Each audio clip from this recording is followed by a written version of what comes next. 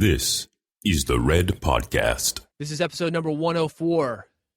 In just 1 week after the new year, 25% of people have dropped their resolutions. Have you?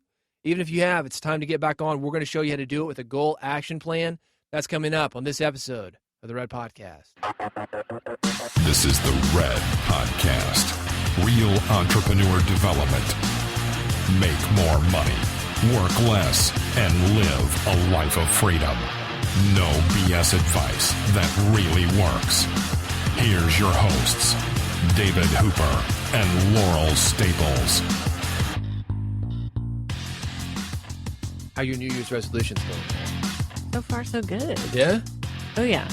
We got our system down. Well, yeah, thanks to you. We're going to talk about our system today. Oh, yeah. So you haven't faulted on anything? Because I got about 3 days into the new year working on my new book. The streak was broken because I'm doing other things. Okay, let me be honest. My new year started 5 days after the new year. So it's been about a week. Okay, so you're 5 days behind everybody else. A little bit. You haven't broken the streak yet.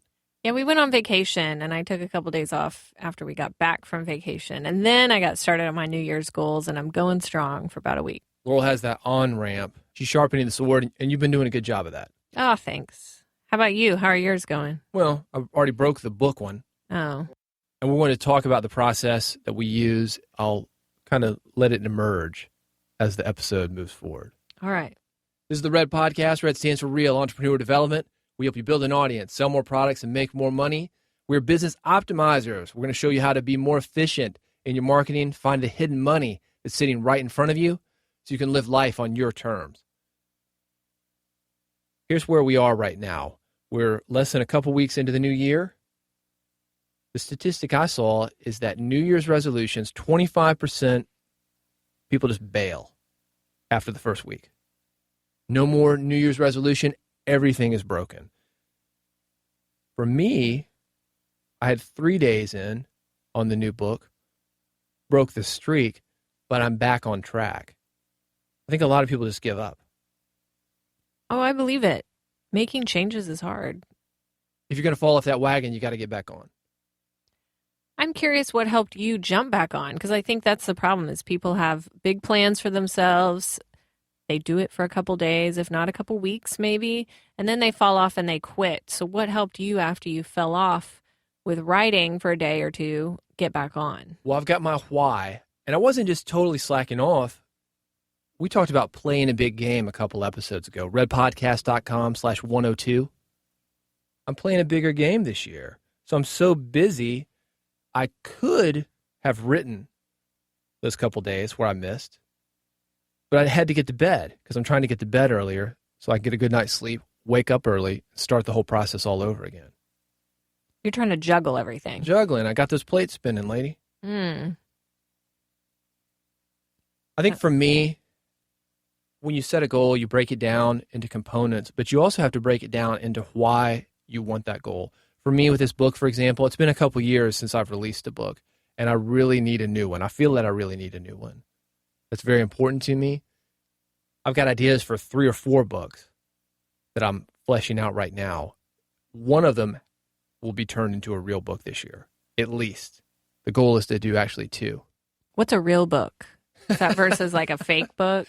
When we say real, we're talking there will be a Kindle version of it, ebook, download version of it. I'm not talking about 10,000 words, though, that I can get on Amazon and pretend to be an author. I'm talking about an actual hardback book. There'll be audio, paperback, varying degrees of book these words will be put into. Real means a physical book versus an ebook. Well, yeah, just something more than just some kind of report. A lot of people say they're an author or they say that they're writing books. I'm talking about a real book. I'm talking at least 50,000 words. It's going to probably be closer to 70 to 80,000 words. So talk about what happened after you came up with the goal, I want to write a book. You said, I want to write a book. It's important to me. I really need to get one out. Then what happened? Well, I broke it down. This is the first book that I'm writing with a program called Scrivener, which you've probably heard of. Mm-hmm. And one of the things that I really like about it is that you tell it how many words that you want. You tell it when the deadline is. You tell it which days of the week you'll be writing, and it will automatically break it down into how many hundreds or thousands of words you need to write per day. That sounds like a simple division equation for other people who don't have that software. Well, yeah, you could do it that way. But the nice thing about this is there's like a fuel gauge. So when you start the book, the fuel gauge is on empty. And then it gets to red, and then it gets to yellow. And then as you complete, when you're on track, it gets to green. So you can see the progress being made. And I think that's a problem for a lot of authors. I know for me, having done a few books myself, it's a huge project. And we'll use book as a metaphor here because a lot of people are doing huge projects. You don't see the work that you're doing and how it adds up to finishing that big project. So Scrivener does that in a nice visual kind of gamified way.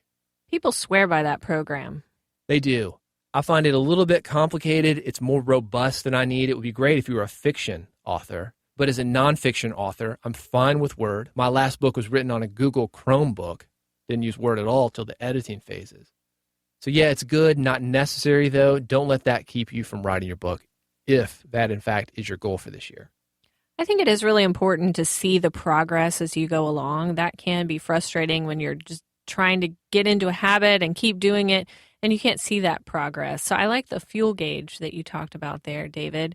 When I've been writing my book, what helps me is I don't have that fuel gauge because I'm not using that program, but I have my outline printed out. And as I finish sections, I can check them off so I can see the check marks over the series of the outline. That helps me see the progress. So however you want to plot your progress on whatever project or goal you're working towards, that can be really helpful to keep you on track. I think just knowing that you're putting one foot in front of the other and being able to see those footprints, that can be beneficial. I love a program for iPhone. It's called Streaks, which gives you a calendar, and every day you press the button for the day, and it'll have an X mark on the calendar. You could use that on a physical paper calendar, though. And I like that because if you don't break the chain and you keep moving forward, you're going to get where you want to go. What's your longest streak, David? Last book, I think, was 190 days. Nice. So 7 days a week of writing, every day for 190 days. In that app, can you have multiple streaks? Like, say, I want to eat vegetables every day and I want to write my book every day. Yeah, that'd be two different calendars. Yep. Okay, so you can do it all in that one app. You can, yeah. And there's some other calendars that are very similar for that.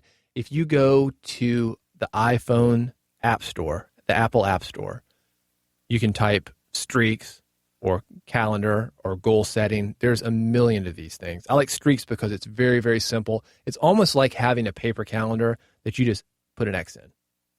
Accountability is a huge part of staying on track with your goals, whether they're New Year's resolutions or goals you set during the middle of the year. Streak sounds like one of your accountability tools. David, do you have any other accountability tools or accountability partners or anything else you do to get back on the horse when you fall off? Well, I've got you. You do have me. And speaking of streaks, we have that paper calendar right on our refrigerator. There's the David section, and then there's the Laurel section. Yep. So part of what keeps me on track is I'm not going to let my wife one-up me. Yeah, I'm going to bust your butt because now it's like officially on the refrigerator. And that makes it official. And we are tallying our streaks on the refrigerator. We are highlighting when we actually accomplish them week after week. So it's going to be pretty obvious in a couple weeks if one of us is not on track. And I'm not going to let you one-up me, so. Yeah. Yeah, well, that's the great thing about having an accountability partner. We talked about this on the last episode that we did together, redpodcast.com/102, which was talking about how to play big. And one of the ways you can do that, have a partner that will hold you accountable and give you honest advice. Not say, oh, it's okay if you take a day off of this goal. It's okay. Just go out with your friends. Spend some money. You don't need to get up early. That can wait till tomorrow. That right there will kill a career. Oh, it will. And when you say partner, it doesn't have to be your significant other. It can be anybody. No. As a matter of fact, it's probably better if it's not your significant other because that brings a whole other element of drama. And I think we're really lucky to be able to work with that. Sure. I've tried to coach couples at the same time, like two of them in the room together. It's a terrible idea. If you're a coach, never do that. Because at the same time that couples can lift each other up, they also can keep each other in the same rut they've been in for a while. And that's what I experienced. It was twice as hard, if not 10 times as hard, to get either one of them to do anything because they were holding each other back. Yeah, and you will never win. It's like getting in a band with a couple or being the third roommate for a couple. They're always going to side together. So there's nothing that you can do. It's 2-on-1. Yeah. If you're in a relationship with your spouse, he or she is either with you or against you. That's the bottom line when it comes to goal setting for me. If you can't get somebody on board with a particular goal that you've got and that you really want to achieve, I don't know if the relationship can last. It's either the relationship or the goal. I don't know if they have to be your total cheerleader, but they do have to give you the space to do what you need to do. Let's talk about your goal action plan. We talked about this a little bit on an episode a couple weeks ago. We've had a few questions about that, asking us to go deeper, so we're going to do that. If you're still with your New Year's goal, congratulations. If you've fallen off the wagon, it's not too late to get back on and have a successful year. Laurel, I'm going to ask you a few questions about this. It's worked really well for us, and I'd like to share it with people listening to Red. What's the first step of your goal action plan? The first step is you have to get clear on your goals. Even though we're a little bit into the new year, some people might not have set their goals yet. I talk to a lot of people and I ask them, okay, what do you want to accomplish? And they're really not sure. I've had some people tell me, I'm terrible at setting goals. So if you don't set goals, you're not going to accomplish what you want. You're not going to get anywhere in your business. So setting goals is going to be the first step. And in order to get clear on what goals you want to set, David, you talked about your book and how it's important to you to get something out. But a lot of people don't know the direction to take with their business or with their lives. Like, what are my goals going to be? So I say, first and foremost, you want to write out, this can be in paragraph format, your ideal life and your ideal business. Write it out, and I'd say write it in present tense. I'm making this much money, I'm doing this kind of work, I'm working with these clients, I have this many customers or this many clients, I have this much free time, and write out your life as you want it to be. That, to me, will help you get really clear on what you want, because this is just about what you want. It's not about what's possible or probable or realistic. It's about what you want. When you do this, you have to be specific. How much money do you want? Don't just say, oh, I want a lot of money. I want a lot of clients. I want a big house. What do you want that house to look like? Get really, really specific. That's going to help you break down for the next step. So somebody's got their ideal life. He or she has written it out in present tense and gotten very specific. The amount of money needed, the amount of clients, what that life is going to look like. What's the next step? Next step is to look at that and ask yourself, what do I need to do to reach this point? And this might take a little bit of brainstorming, a little bit of time to do that. But if you wanted to reach this place, maybe it depends on your ideal life, but it could be something you could reach in a year. It could be 5 years. But we're going to look at what can you do in the next year? What are maybe 10 to 12 big goals that will help either get you to your ideal business and ideal life or get you majorly on the track towards your ideal business or ideal life? So what do you need to get done to get there? Break it down. Let's say your ideal life is to be a published author. You would need to find a publisher. You're going to need to negotiate a contract. You're going to need to write the book and get them a manuscript and go through the editing process. That's the first step. That's exactly right. You say, my ideal life is this, my ideal business is this. What are the big 10 to 12 steps that I need to take in a year to do that? So that's a great example, David. And for each of those goals that you write out, list out beside them why you want to do it. You have to have your why. You talked about that earlier, David, is having your why for writing your book. Whatever your goal is, have your why. Make an emotional connection to why you want to do it. Otherwise, when you fall off the wagon, you might not get back on. So for that example, the research is so you can find somebody who can get you the book. Negotiation is so you can have the money that's going to provide you a family. And for the book itself, it could be because you want to spread your message, because you want to increase your credibility, because you want to help people. Exactly.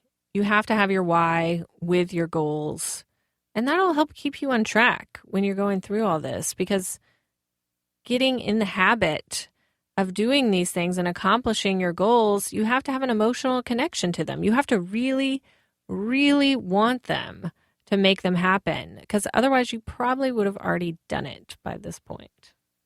For a big project like a book, you have to have that emotional connection, because what we're talking about is just the macro stuff. That's really the big picture stuff. There's a lot of little things, like actually writing the book and dealing with editors that you've got to go through. And that's where things get sticky. It's really easy to dream. It's really easy to come up with these big goals, but actually getting them, you don't do it in just one step. We've talked about the ladder here. One step at a time is what it takes to get those big goals. After you write out your big goals and you list your why you want to accomplish each of these goals beside them, next step is to rank them in order of priority, because it's helpful to know what has to happen first, because a lot of times something has to happen before the next thing happens. In the book case, you have to get a publisher before you get an advance, before you can write the book if you're going the publisher route. Things have to happen in order. So go ahead and go through your list, rank everything in order of when you want to achieve it or the priority level involved with it. Laurel's talking about a list of 10 to 12 big goals. We talked about this on the last episode we did together. redpodcast.com/102 for that, how to play a bigger game. We're talking about a long-term picture. We're talking about 20, 30-year career of playing a big game. You've got ups and downs. Overall, it's big stuff that you concentrate on, and that's what we're talking about with these big goals. For this year, you may need to narrow those goals down to just one or two things. For me, one book. That's the big goal. Secondary goal, Red Podcast. Third goal, tying up some loose ends. I've only got 3 for this year. So don't feel that you have to accomplish all of those 10 to 12 goals this year. Personally, I like to write out 10 to 12 goals for the year, and those are not all business goals. I think I like where you're coming from, David, is keeping your business goals kind of simple so you do accomplish them. But they can be life goals. They can be habits that you want to do as well. So I think about 10 is the right amount for me, but it could be different. Well, you don't have to accomplish them. That's what I'm saying. You can be working toward them. We're playing a long-term strategy here. You're working toward those goals. So, for example, let's say you've got a fitness goal. You don't just get fit and stop going to the gym. It's an ongoing thing. Maybe fitness is one of your goals. Well, just start the habit of going to the gym. That's it. That's all you need to do. The goal works itself out. There's never a definitive destination on a lot of goals.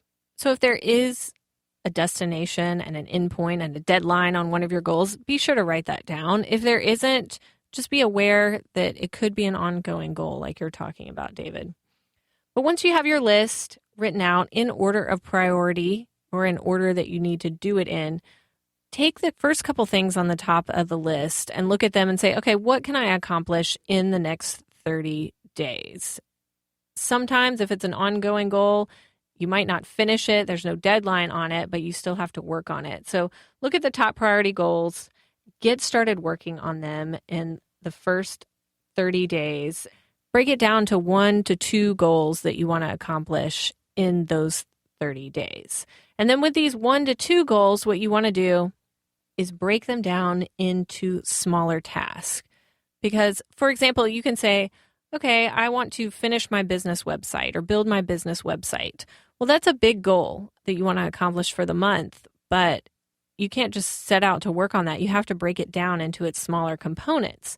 In this case, smaller components might be write your website copy, write the sales copy for your site, choose a WordPress theme that you want to use, hire a WordPress designer that you want to work with, get professional photos taken of you, taken of your product. So break your big goals down into the smaller goals that you want to achieve in the next 30 days. When you break your goals down into smaller tasks that need to get done, what you might notice is that there are a couple habits in there. For instance, if you want to lose weight, you could say, okay, I need to eat vegetables or go to the gym 5 times a week or something like that. So what you want to do is from your tasks that you've listed out, you want to extract the habits, the things that you want to do on a regular basis. Take those out and put those on a separate habit list. Habits are like what I talked about when we talked about Scrivener. You've got a big book, a big goal, again, 50,000 words, and Scrivener helps you break it down. 100 days, that's just 500 words a day. That's a habit. Little bitty things that you can repeat over and over again, the one foot in front of another, that's going to get you there. This is why it's important to extract your habits, is when you look at your weekly calendar, whether it's an online calendar or whether you have a paper calendar that says Monday through Friday on it, what you want to do is first write down all your firm appointments that you have. If you have clients, if you have meetings, if you have networking events, everything that has a time to it, write it on your calendar first. But next, you want to fill in your calendar with your habits. So if your habit that you're trying to create is to go to the gym once a day, schedule that in. If your habit is to write for 2 hours a day, go ahead and schedule those habits in. And then after that, what you want to do is fill in the rest of your calendar with those smaller tasks. We talked about for the website, it would be hiring a WordPress designer. It would be writing your copy for the website. Those type of smaller tasks, fill those in around your meetings, your appointments, and your habits. So you're saying the things that you want to become a habit, you're actually putting them down as a task? Yes. On your calendar? Yes. Okay. Something to think about when you are doing your calendar, don't overbook yourself. You can really only do just a few meaningful tasks each day. Don't strive to fill in every second of the day. Give yourself some room for flexibility. I've seen guys that try to do that. They try to be very, very efficient and book everything from 8 a.m. to 8 p.m. or whatever their working hours are. The problem is when something happens, the whole thing is thrown off. Give yourself a little bit of wiggle room. Give yourself a little bit of time to breathe, take breaks. We love the Pomodoro method here, 25 minutes on, 5-minute break. 25 minutes on, 5-minute break. You can set yourself up with a timer and get a lot more done. It also gives you that forced break that I feel is very, very helpful.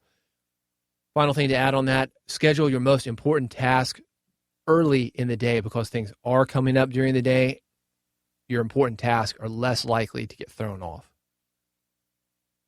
Then at the end of the week, cross off your completed task on your master to-do list and plan that following week the same way. And you should be well on your way to accomplishing your goals and implementing new habits. It never ends. It never ends. There's always another step on the ladder. If you've got questions or comments, reach out to us. redpodcast.com is how to get in touch with me and Laurel directly. You'll also get past episodes of the podcast, over 100 of them right now. If you're listening on iTunes, leave us a review. That helps us to come up more frequently in the iTunes search engines. More people find us. We help more people. We build the real entrepreneur development community. Thanks for listening. We'll see you next time on the Red Podcast. You've been listening to Red Podcast, Real Entrepreneur Development. Subscribe today using iTunes, Stitcher, or via RSS at redpodcast.com.